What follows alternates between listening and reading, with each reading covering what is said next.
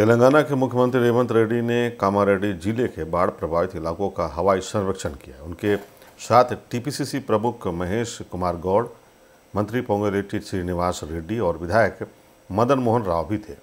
बाढ़ प्रभावित इलाकों का हवाई सर्वेक्षण करने के साथ ही उन्होंने पीड़ितों से बातचीत भी की। मुख्यमंत्री ने कलेक्ट्रेट में बाढ़ से हुए नुकसान की समीक्षा की। उन्होंने अधिकारियों को बाढ़ से हुए नुकसान की सीमा और आवश्यक धनराशि की रिपोर्ट प्रस्तुत करने के निर्देश दिए हैं। उन्होंने सुझाव दिया कि मरम्मत और निर्माण कार्य अस्थायी नहीं बल्कि स्थायी आधार पर किए जाने चाहिए।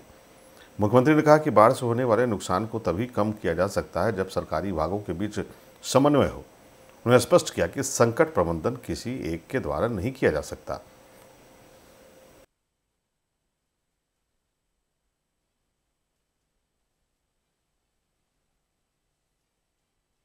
మీరు ప్రజలకు అందుబాటులో ఉండి చేసిన సేవల్ని ముఖ్యంగా మా ఎల్లారెడ్డి శాసనసభ్యులు ఎస్డిఆర్ఎఫ్ వాళ్ళు సహకరించడం వల్ల చాలా మంది ప్రాణాలు కాపాడగలిగినాం.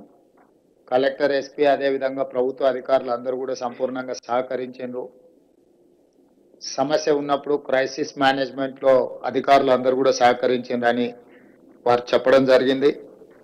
ఈ క్రైసిస్ సమయంలో రోజుకి 24 గంటలు పనిచేసిన ప్రభుత్వ సిబ్బందిని అందరిని కూడా మనస్ఫూర్తిగా నేను అభినందిస్తున్నా.